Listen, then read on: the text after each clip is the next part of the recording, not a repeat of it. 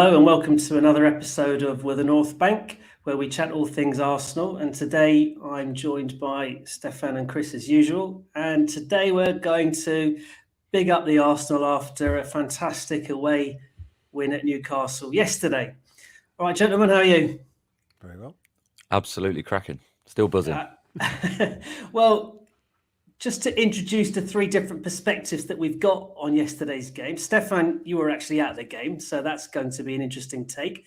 Chris, you watched it live on the TV. Indeed. And I watched it today on the telly. Now, I had two young boys as a distraction yesterday, and I was following it obviously on social media and William Hill, just because the goals flash up there first. But I knew I couldn't give it any great attention watching it live. So I watched it today again. So, which is really interesting because I got the sense of what was happening via social media yesterday. And so trying to match or marry those two, that idea with what I witnessed watching it without emotion today, which was interesting. But Stefan, we've got to... What was your kind of sense of the occasion? It sounded absolute bedlam. It was, and especially stewing on it after about a day or so, I think it might be the best away day that I've had all year, because you said the word emotion. I think emotion played so much of a part before, during, and after that. To come out on the right side of the result as well just matters so much. It's been interesting reading about Arteta and the fact that he used last year's disappointment as kind of motivation, and you can say that about a lot of the pivotal sort of games this year. I even forgot about Palace on the opening day because we got absolutely thumped by them last season. Thankfully I missed last season, did go this season. And then, other games as well that have come along, whether it was Spurs and Brighton and all those. And so going up to Newcastle, there was that feel that we needed to put in a performance. Everyone travelling up had a mixture of, some people quietly confident, other people actually really quite nervous. No, there were genuinely one or two people who were just like, no, I think... Chelsea hopefully has dusted off some of the cobwebs, and they felt really good. I absolutely am not in that camp. I was in the camp of we couldn't be playing Newcastle at a worse time. They still look fairly solid, but they're now really going for it. The handbrake's off. They're scoring lots of goals. They're so confident.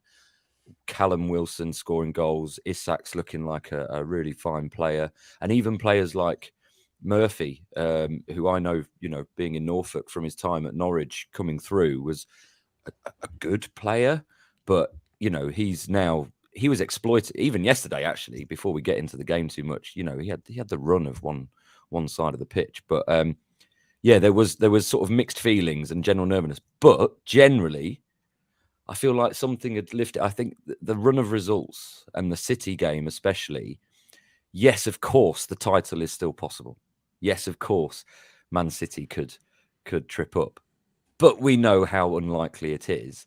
So there was kind of freedom. Yesterday was just kind of like, go up there, show what we can do. The fans were packed out in a pub opposite the train station. It was like a European away day. They were all out on the street and drinking. It was all friendly, lots of songs going, the sun shining. It was bank holiday weekend. Like the vibe of it just could not have been better. And then the away end, from start to finish, was just loud. It was so loud. You could hear them.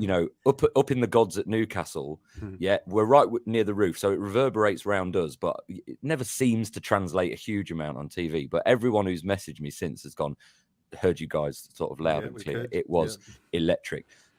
That said, the emotion of the game massively fed into that. Because the first 5-10 minutes, we were not at it. That was the Newcastle I feared we were going to play, because they were on it and they were all over us. And you know what? Fair play to Arsenal for sticking to their principles, having the balls to carry on trying to play the way they did and growing in confidence and pulling a few strings here and there and just managing to, work, riding their luck a little bit, of course, hit the post, overturned penalty decision, which was never a penalty, by the way. Live, we all went, oh dear. And then seeing it, the replay, you were like, oh, okay, see his leg. And then it was just a pure emotion from then on, whether it was us time wasting, which was beautiful, by the way. Game management, not time the wasting. Irony of, them, the whinging from Newcastle players, Newcastle fans, Eddie Howe afterwards with no sense of self-awareness talking about. But did you hear Dan Burn actually said? Yes, I have read Dan Burn. Dan Burn at least said, all teams do it. We can't complain because we do it. Yeah, fair play to him. Yeah, he gets it. And I think most people in the cold light of day understand that this is what happens. And actually, he made a good point. It's a sign of respect for them because, we couldn't take them lightly. There's no Man thinking. City did that. Man City did it at our place. Yeah, exactly. You've got to treat opponents with respect. I worry that that's something we perhaps didn't do with West Ham and didn't do with Southampton, that hopefully we will learn from, come next season and fingers crossed next week, even at Brighton, and even Forest, who I'm sort of following on BBC Sport, who are 3-2 up against Southampton. 3-2. Yes. So that's, it feels like the relegation teams have just decided, whatever, let's just go for it. But anyway, it was just pure emotion, and then to come out the other side of it was just non-stop singing. Spilled over a little bit after the game. I know you were keen to sort of mention this, and I suppose while I'm on a little bit of a rant about yesterday, it's the first. I've always loved going up to Newcastle. I've done it 2 or 3 times now, and the Geordie fans are brilliant because they just love their football.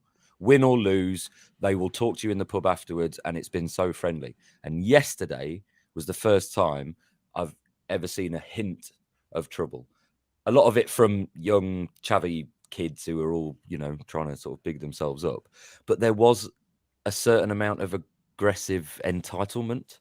And I suppose that injection of money, that hint of success, they're going to be in the Champions League. That perhaps we surprised them a little bit because they'd been on such a good run, and they probably expected to beat us. Only Liverpool have beaten them. And didn't Newcastle have a man sent off in that game? I think I read somewhere as well. So we're the only team to beat them with a full complement of players on the pitch. And, I was just surprised. That's all. It left a bit of a sour taste afterwards. But a great day all round. Absolutely wonderful, wonderful away trip. Chris, you watched it live on the telly. Yeah. What was your sense? It's a great summary from Stefan because, obviously watching it on the box, you only get the sort of glimpses of that. The emotion for me is the kind of key thing throughout because me as a viewer, I had already sort of resigned, that I'm here to support the team game by game, just, take it as it comes. The title's probably gone, but you can't help then getting caught up in it when the game starts and you're just back to that, oh God, please. And, that's excruciating first 10 minutes. And then I just thought we managed it so well. And I think Eddie Howe said afterwards as well, that we got caught up, their players got caught up in the emotion of it. And I think that's right. And that they felt they had to take the game to us more. There was more, they could have played their kind of more gamesmanship game at our place, which they did to great effect.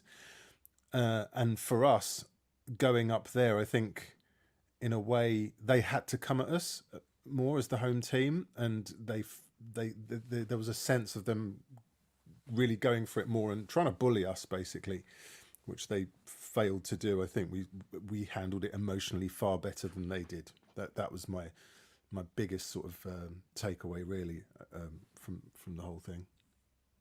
Cool. Okay, so on social media, there was a lot of angst directed towards the Newcastle players and their levels of violence. There was a lot of angst directed towards a very weak referee.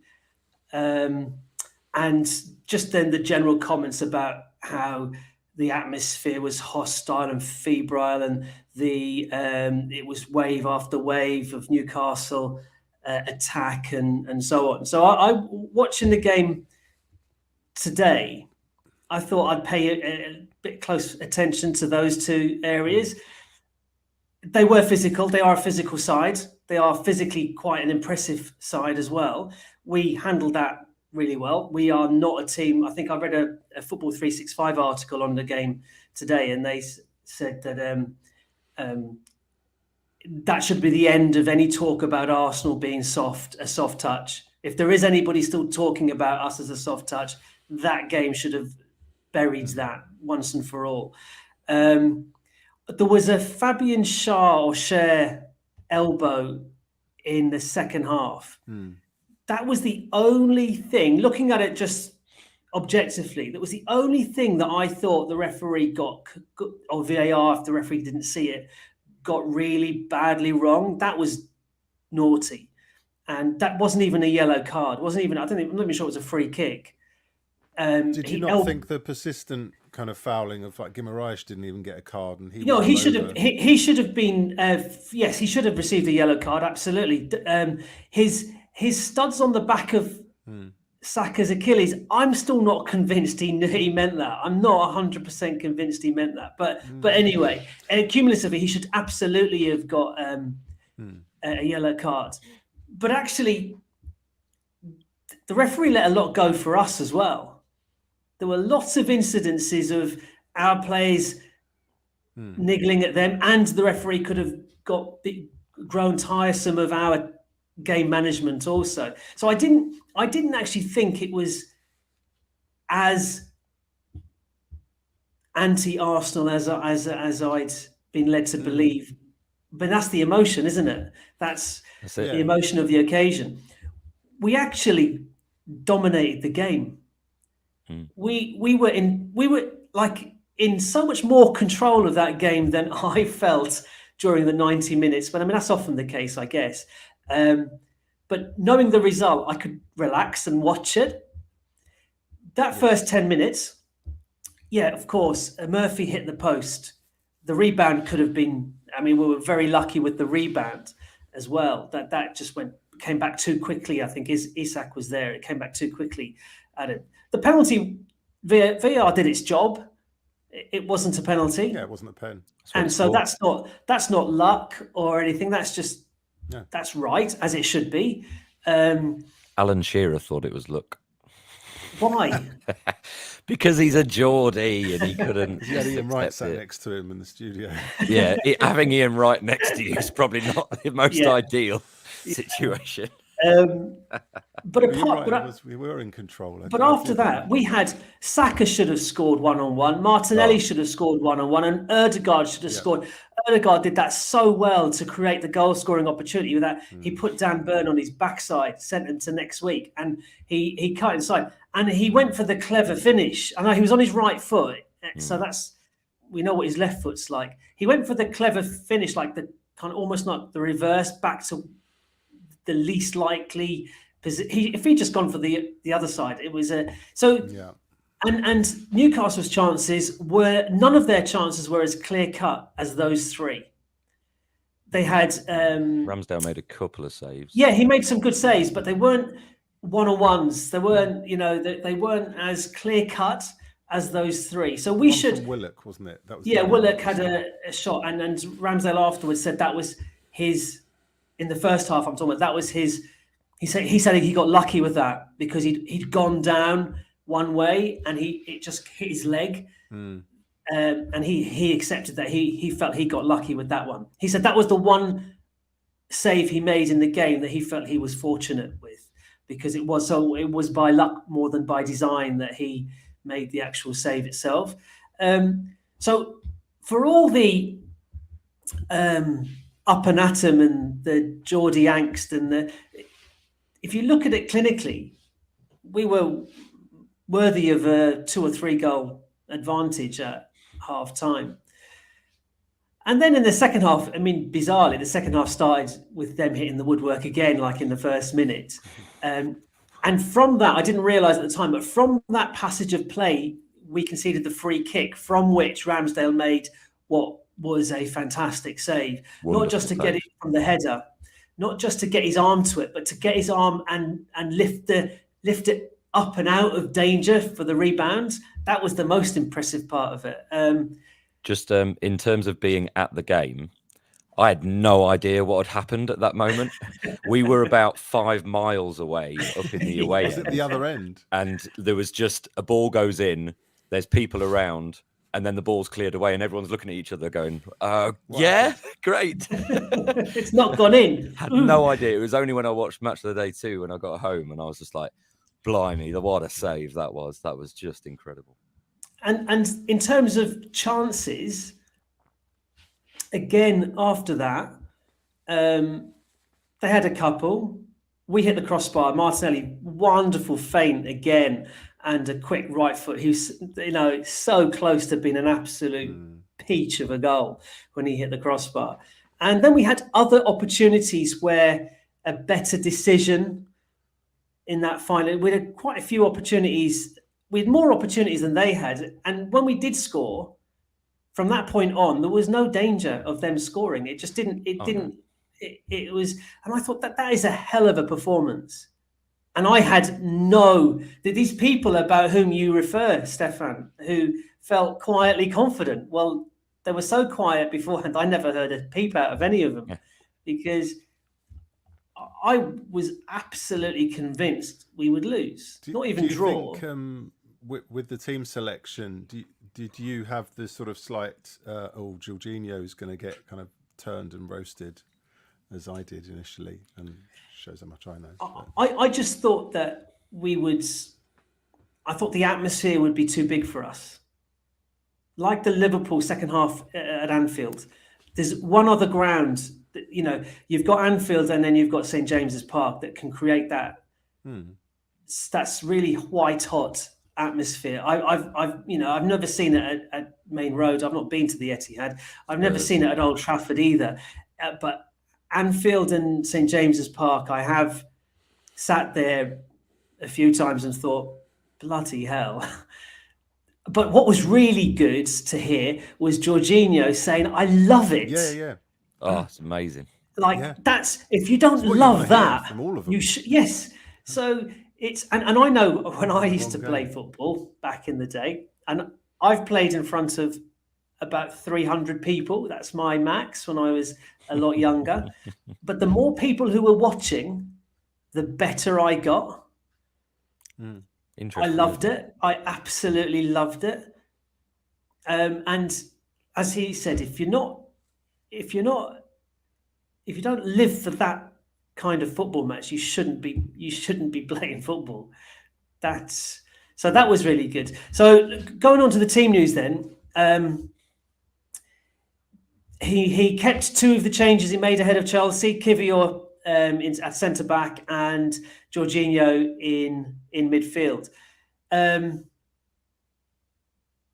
Yes, what do you think of that those two? Go on, Stefan. Well, I always knew what a quality player Jorginho was, but the post-match interview when he talked about that crowd, that made me actually really like him. I think that's definitely sort of in there. Totally understand what you mean, Chris, about his, because that's the thing, isn't it? We've almost got, the two sides of the perfect midfielder with Partey and Jorginho. We've got one who's all athleticism and speed and quick transition, and another one who's all ball control and ball retention and neat passing. So actually they can dovetail. And like you say, you did worry that he might get overwhelmed with Newcastle's press, but ironically it was on the wings that happened. I noticed early on, big difference between the City game and this game was that Martinelli and Saka weren't always hugging the touchline. It was like we said to Newcastle, have the wings. Look, if you turn over the ball, that's where the space will be. So feel free to attack it, because then when you cross it, we trust our centre-backs to deal with that. And Jorginho can sit in. Whereas what we're not going to do is push our men wide and let you run through the middle, because that's where Jorginho will get overrun. So I do wonder if they did adjust slightly to that. Being up where we were, we could sort of see that a bit. Yeah. Not always, but on occasions. Kivior was excellent. Yeah, he looks really athletic. He's 3 years younger than Gabriel, so there's even room for improvement with him. And when Saliba comes back, yeah, exactly, and playing on the sort of weaker side. But he was excellent. I do want to see more of Trossard. myself because I think he's absolutely exceptional. But you can't look at that front line and think, well, you know, Martinelli did the great work for the second goal. Gabby Jesus, actually, for my frustration with the missed chances, he worked so hard yesterday. He was on it. Odegaard was probably the best player of the match. And then I couldn't believe the stat when I read it afterwards that Saka made the most tackles in the game. I mean, that tells you everything you need to know about that front line. It's just incredible. And the fact that you can then bring Trossard on is great. But Jorginho was excellent. Even watching it today, I was getting breathless at the amount of the work rate of Jesus. It was phenomenal. Incredible. Left back position, right back position. Yeah. He was like, you cannot, in a game, in that kind of game, that's worth every bit as much as a goal. Yep. You know, and so you absolutely take, I'll take that over the goals in a game like that. And that's when you want someone else to step up with the goals. And you mentioned Odegaard there. He was, although Jorginho got man of the match, which I think was deserved as well because of the nature of the environment as well there. He did just he gave us control, and that was important, upon which then Odegaard could. But just the only stat I've written down is the most ever non-penalty goals scored by a midfielder in a Premier League season is 15 by De Bruyne. Odegaard's on 14 with 3 to go. That's best ever season. He's matched Fabregas for us as well. Yeah, he's matched Fabregas. Although Fabregas would have got some penalties in that as well. So he's on another level. It's just, why doesn't he shoot? I mean, the goal he scored was a carbon copy for me of the Spurs goal. And it's like, shoot more. You know, it's like, you've got a left foot wand. It's just so good. It's so, because he's all about the team. He serves the team. That's the way he plays. Listen, scoring goals, that's... I know. Good for the team. Well, it was interesting watching match. Sorry, go on. I just say, I think the uptick in output from him last season to this season is, I mean, he's 24. He's not even at his peak or even entering into those peak years. He's probably like 2 years away from entering into his peak 3 or 4 years. So it's just like exciting to think about that. Go on, sorry, Stefan. Well, I was just compelled by the analysis on Match of the Day 2 with Danny Murphy and Jermaine Defoe, because they were talking about Odegaard's positioning, and I feel like Odegaard did yesterday to Newcastle what De Bruyne did to us in the City game, in that he was occupying such a position that the centre back was hesitant to come out and mark, and when even the slightest sort of hint that they were coming out allowed us to, you know, Saka's chance when he went through one-on-one, Odegaard's just occupying that space between the midfield and the defence. I think it's Shah, might have even been Botman, I can't remember which one.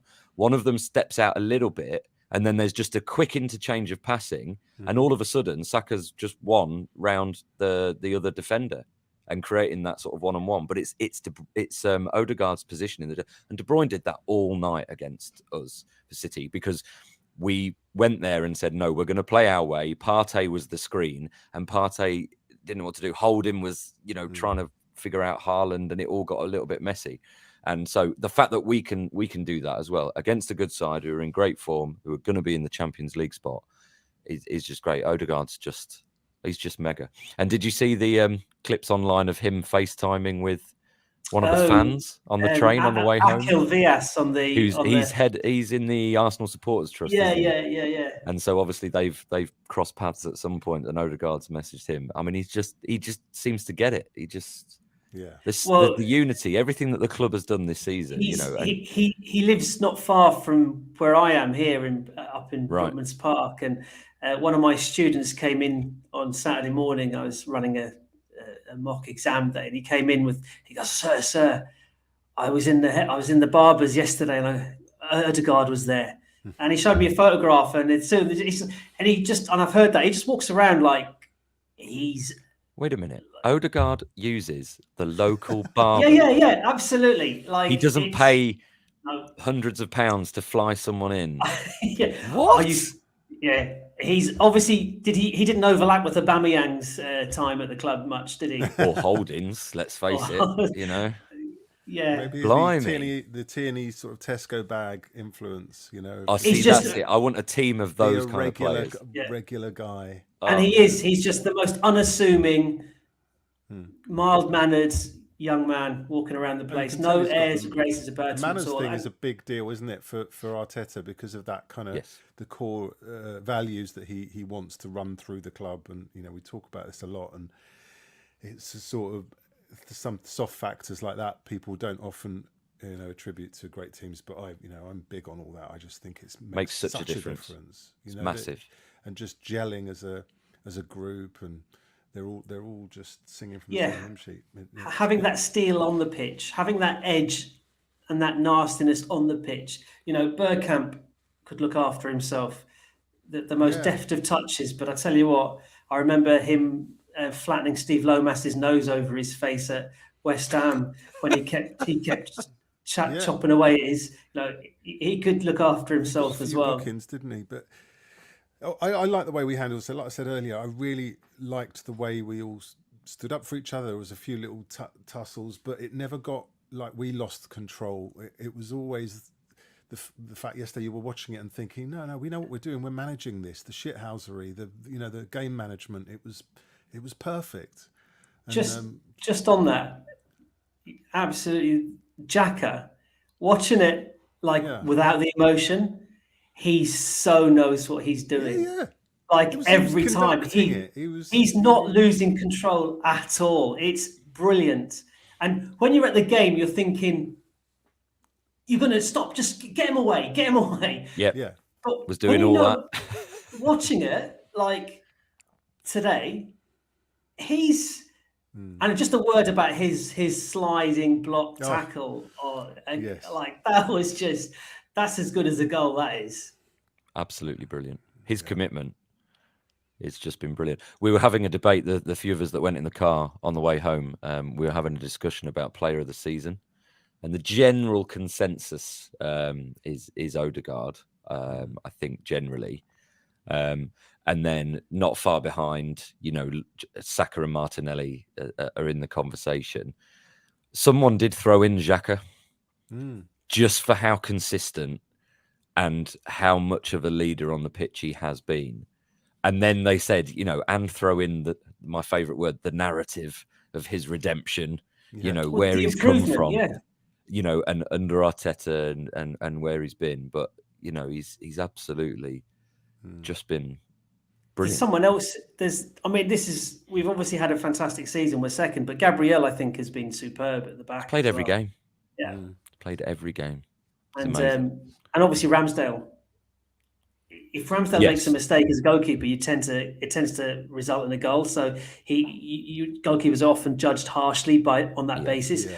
But his saves, his importance to that team, can't be understated. I think he's been brilliant. Ben White, like, who knew we had such a quality right back in Ben White? The way he started the game, I thought, oh no, he's having one of those days. But then I think that was a collective thing. First 10 minutes, you know, just settling down into the game, and then he was absolute quality after that. I love him. So that's anything else to say about the game itself? Then, well, I just wondered. There was that incident at the end where Eddie Nketiah was in the corner, sort of laying on the ball, and handbags. Well, but also they got a free kick. Yeah. Like from our vantage point, that seemed absolutely ridiculous. But, you know, I suppose, did the ref just go, he was obstructing the ball? I think it may be, unless it's devil's advocate in a way, but I think maybe what it was for was that he probably fell on the ball, you know, in a dramatic way that made it was a bit too kind of obviously time wasting. But I loved all that. And he's good at that as well. The way he's we got disrupted the game. Yeah. In exactly the same way that Newcastle did at our place. And listen, this word revenge has been bandied around as a kind of, you know, we get our revenge. And I really hate that whenever, not just with Newcastle, but when, you beat us last year, we want revenge this year. And it's not revenge really. It's a case of learn what you did wrong last time, because Newcastle played, you know, just within the rules of the game. They beat us fair and square last year. They bullied us. and we couldn't cope. So we don't want revenge. We just want to learn from last year and go there and do a better job. It's not revenge in the sense that we were wronged. And that's something, all right, they might use it to fuel them. But for me as an observer, I don't like the word revenge. I want revenge. For what, though? For them playing better than us? I just want revenge. They beat us last year. I want to beat them this year. I do.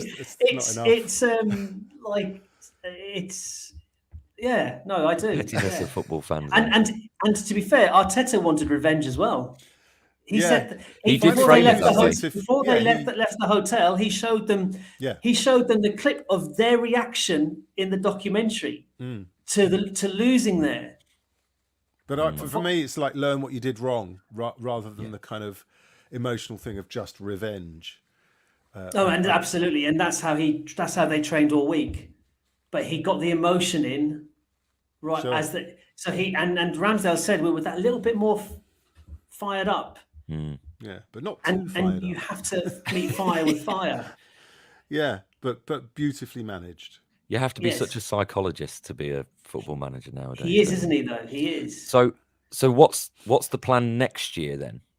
Because when we look at certain games this year, if there are lessons to be learned or revenge. Simple. I was thinking about that very question earlier on today, and it's really straightforward. The only team, well, apart from Southampton, who have just gone 5-2 down, who are going to be relegated, the only team we haven't beaten this year is Man City. Yeah. So that's simple. So that's what happens next year. We learn from how they played us. Yes. On aggregate they beat us 7-2. And that's what we do better. We do all the things we did, like it's the improvement from last year to this year. We did all the good things we did last year, we maintained this year. And the bad things we did last year, or the mistakes we made last year, we learned from those and we improved. And so for me, the next step, if we had, this is the point swing. If we beat City at our place, we're 6 points better off, as in head to head against them. We're ahead of them. And if we drew twice, we'd have been better off. Yeah, absolutely, because you're not just gaining, you're taking the points off them. So that's the difference. The other thing is to win at Old Trafford. That's what I was waiting to say. Yeah, please, can I see us win at Old Trafford? I keep going there. That's your mistake. I've had my Spurs victory. It's the first Spurs away victory that I've seen this year. So I'm getting there. I'm improving with the team in the games I'm choosing. So that was, for me, an unexpected win, but a thoroughly deserved one, and one that will stand us in good stead for next season, I think, in the memory bank. Look, like in kind of drawing on reserves of experience, and we came up against this atmosphere at St. James's Park, and look, we dealt with it. Because the worry was the season was drifting. After the disappointment of Liverpool, West Ham, Saints, City, Chelsea was great, but actually I don't think anyone was kidding themselves that Chelsea just weren't awful after that game as well. But although we were good to beat them, and then so actually putting in a performance like that was really good, and that's why I talk about it. Being there are a lot of people saying that's probably the best away trip from a supporter's point of view, because it's the whole context. It's the way the season's gone and ended. It's who Newcastle are now, and the context of them as an opponent as well as anything else. And then then the sun shining and the result going our way and all those other things as well. But that team showed real character to get through those opening exchanges and just really play with that kind of cold sort of steel that allowed us not to let the emotion get the better of us, but retain such quality at times that meant, we could finish the game 2-0. It was definitely our best away result of the season, I think. Best away result? Yeah. Name a better away result. It's got to be up there. Well, name a better one. We lost at City. We drew at Anfield. They're the team we lost highest in the table that we've beaten away. I think beating Spurs was more enjoyable, but I wouldn't say it was a better result. Yeah. Newcastle are a stronger outfit this season. yeah, it's enjoyable, but we had total control there. I think this one, yeah, it was felt far, stopping a team in their tracks as Newcastle has been so I said, difficult. I think I said to you, Stefan, earlier in the week or over the weekend, what I want is I want us to make City win the league. I Yes. don't want just it to peter out and our drop points just gives them the league. I want, because City's last 4 games, and I know we're talking about Man City, and I know they have to lose one and draw one, which is highly, highly unlikely. But their last 4 games do have a degree of jeopardy with them. Everton, someone did tweet that the Narrative. Everton-Brighton performances have happened a week, each of their respective performances have happened a week too early. Yeah, are we going to talk about today? Because what on earth was I watching earlier? I mean, I haven't watched the Sky games because we've binned off the Sky, but I watched Everton-Brighton. Can we play that Brighton, please, next week? That would be great. And can Man City, more to the point, And can Man City play that Everton? team. Because Everton away, Southampton have just gone 4-3. 6 minutes into It was 5-2. It was 5-2. Oh, that was ruled out. That fifth goal was ruled out. No match of the day. Today would be brilliant. It would have to be an hour and a half, 2 hours long. There's that many goals. Yes, what were we saying? Everton. We're talking about Everton. Yeah. Dwight McNeil challenging his inner Martinelli. One win for Everton, and they're probably safe. Yeah. And they cannot be going into that City game in a better mindset. I mean, they will be. That place will be electric against Man City. You hope so. And City, who will have just had a game against that sandwich between their two. The games in between are kind of more crucial in a way for them because that's desperately what they want. But then they've got Chelsea at home. Now, all right, Chelsea are a bit of a basket case, but they have got players who can harm you. If they happen to click for one game only, which is why I was pleased they beat Bournemouth. I want them. I now want Chelsea to win every game, so that they go to the Etihad confident.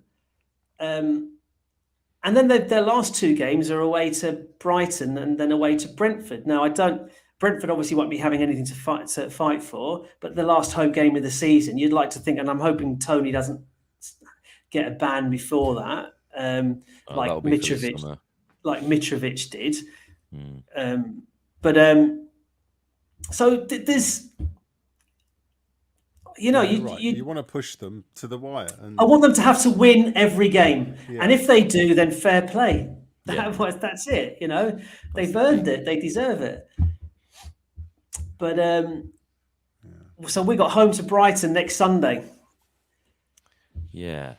What's your team? They will have to now make up for what was quite a humbling and embarrassing home defeat to relegation threatened. Is that good or bad? I can only see it as bad, but I feel that says more about me.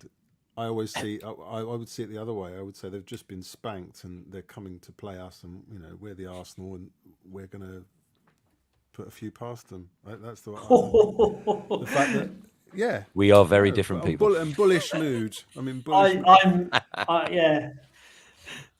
Oh, no. I don't know. I'm a little bit from column A, a little bit from column B until. Go on, because I feel like they've now realised they've blown any slim chance they had of top 4, and deep down, I think they're half on the beach. In that. Well, they've got Europe to fight for still, and they'll make the UEFA spot, won't they? What is the UEFA? Hold on, they're on 55 points in 7th. Spurs are on 57. Have they got 2 games in hand? Got 2 games in hand, obviously, but then one's us and one's Man City. So, yeah, they are very likely to finish in that top 7. I'd be amazed if they slip much further. But as for them gaining on, well, it's only really Spurs now. That's the thing.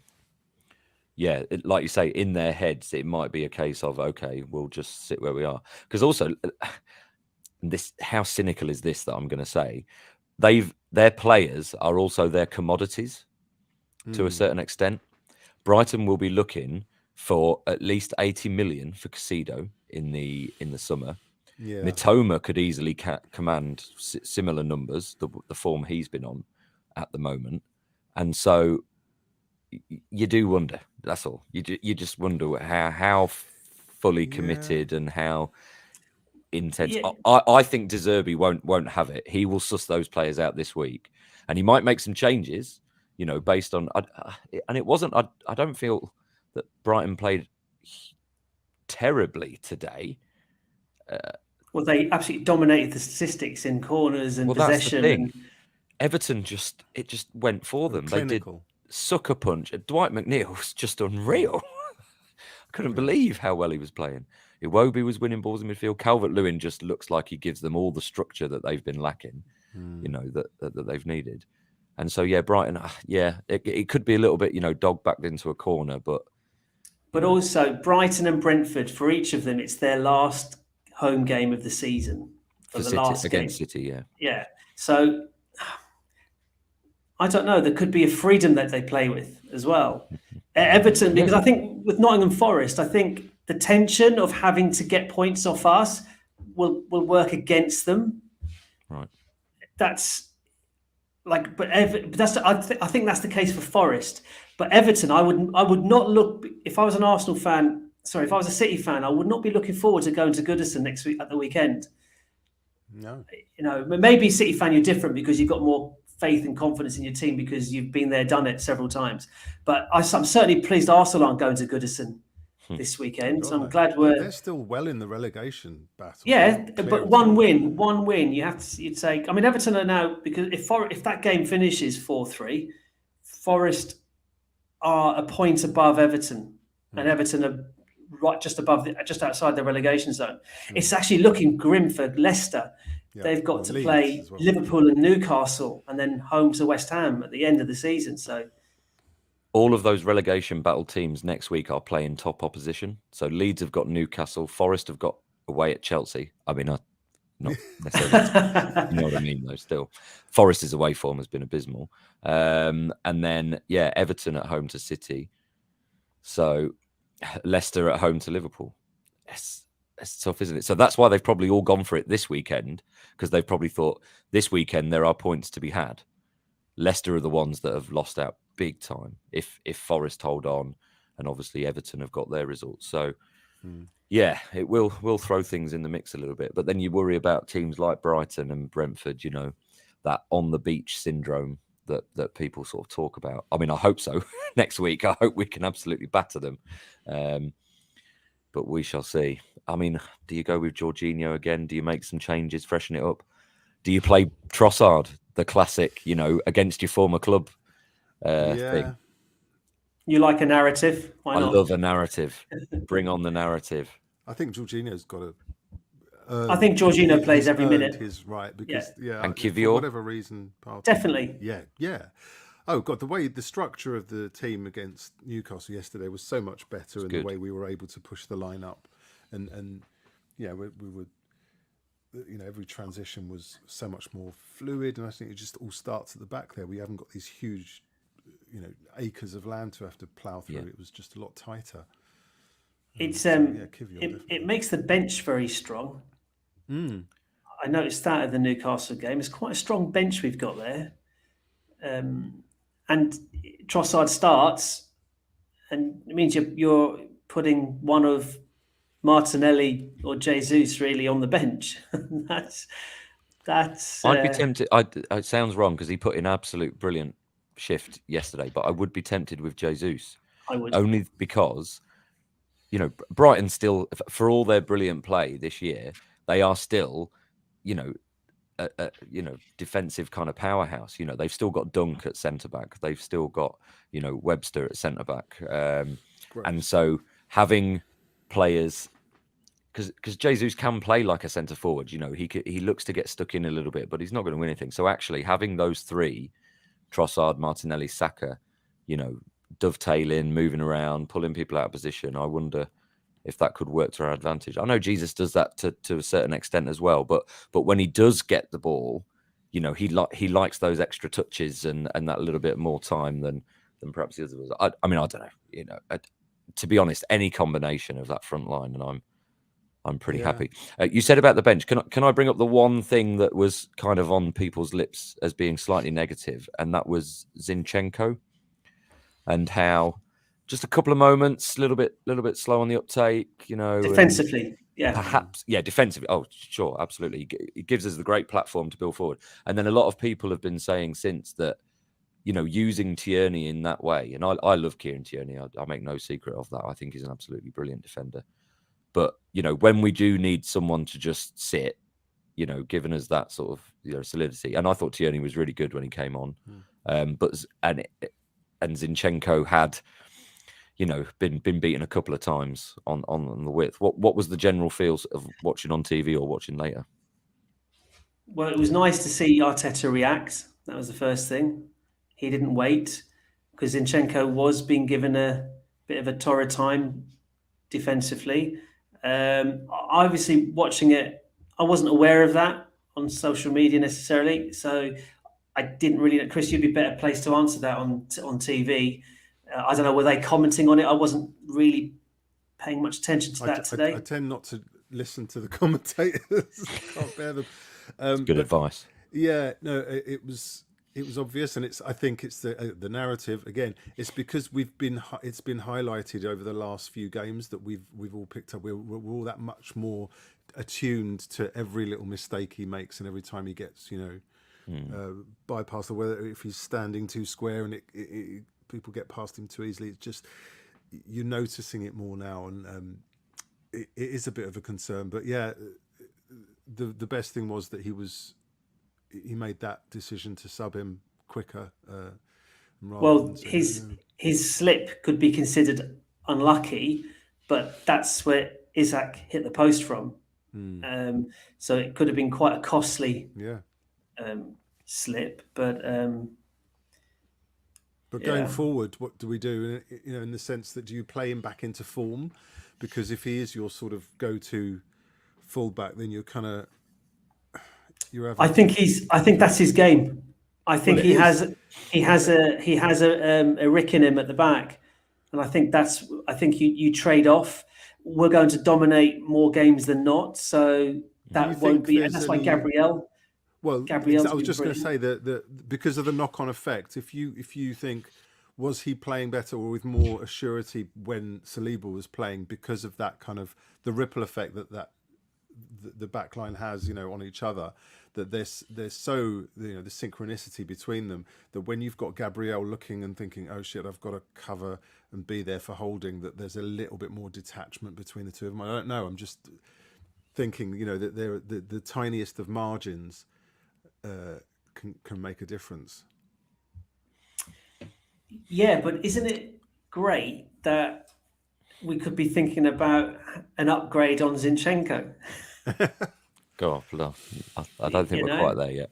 I don't know. They're talking about this Spanish left back, aren't they? This young fella. Yeah. So there's obviously something. I don't know. Oh, he's a right back. I think he's a right back.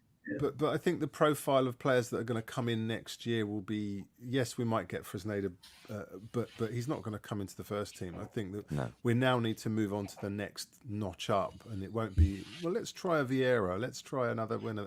I don't think that's going to happen next year. I think, the Declan Rice thing is the mould of player that we ought to be looking at, that can come in and make a real difference and compete and even, take us on a level in whatever position, the left 8 or whatever.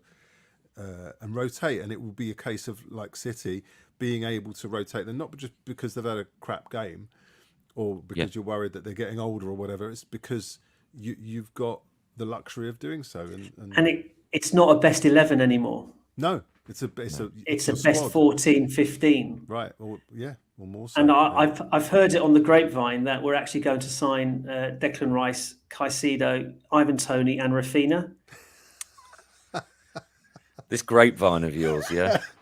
Okay. It's just like grapes and alcohol. Yeah, right. I'm sure this is probably an episode on its own would be a case of going through your squad now and thinking, okay, who are we going to lose? How much can we recoup, and what does that give us in the kitty? Because I don't think KSE are going to be bankrolling another 200 million or so unless we shift a few. And there are going to be quite a few. There are some out. There are players we've forgotten about. We have to gone out on sell loan. better. Yes. We are that's- doing so, but that will only happen when you're a better team. We're getting £4 million for Pablo Mari, I think, aren't we? Yeah. So And Oh, we're getting an that's extra already gone few- through because he stayed up with Monza. Yeah. Yes. So And Yeah. we're that's getting a few extra mil from Fulham for Leno. Leno. Oh no, Leno. Yeah, Leno. Oh, Leno. Cedric's only on loan still. But he'll We've be still got gone. him. Pepe will be gone somehow. It'll be a cut price deal with someone. So there will be money coming in, and it's going to be more a healthier environment to have a leaner but more competitive squad, is what I'm hoping. Unfortunately, and we will do a whole episode on. Yeah, save this content. Save this but content. it's- It's going to be a long summer. I'm a little bit worried about my mate. Emil. Yeah, I'm a little bit worried. Well, he's being groomed for the left 8, as the insiders would have it. But yeah, no, You don't buy that. no. He yeah. So, I hope Let's wait so. and see. Let's wait and see. Right. Any final thoughts, takeaways, declarations of love?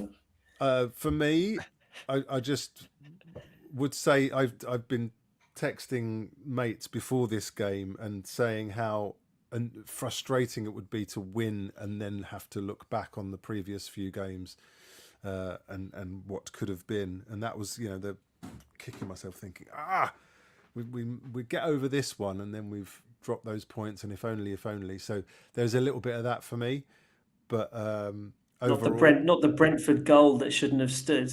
Well, no, the more recent games, the West Ham was the killer, and then the Southampton, nailing the coffin for me. So the City game, as we know, I would have preferred that to have not have mattered had we lost it, but yes, it did. But overall, very proud. I think after yesterday, feeling very proud. And whoever doesn't win a title will always have those one or two games that they look at. Of course, that they'll say if only. Just ours came in that little patch, which kind of concentrated it a little bit. It's such a shame.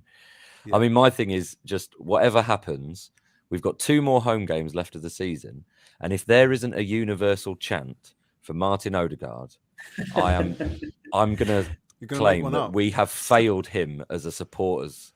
You're a linguist. Group. Pardon? You're a lyricist.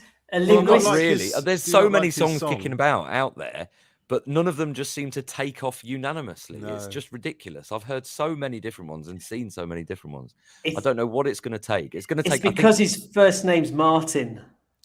Yeah, but Odegaard. I mean, it's 3 syllables. It should scan perfectly. Come on. Let it be. I mean, all the best songs that have ever been written, 3 syllables. Never mind. Come on. Here we go. Oasis. I mean, music is just full of 3 syllables. Odegaard should be there. So we've got to do better, people. We've got 2 home games. We've got a week before Brighton, and then Wolves. It's got to be done. He's earned it. He deserves it for sure. Oh, he deserves it so much. Even if we do an ironic one, which is a kind of, this is a song and it's about him, but it's not really a song or something along those lines, or like Alex Song had one song. We've only got one, just something, anything at all. You do know that if Odegaard played for Liverpool or United or Celtic, that he'd have had a chance song long ago. Yeah. There we go. Right. Okay. Fine. We'll leave it with that on that musical note. Cool. Great right, day. Gents. Great away win. Yeah. Well played, everyone. Well played, everyone. Catch up at the weekend.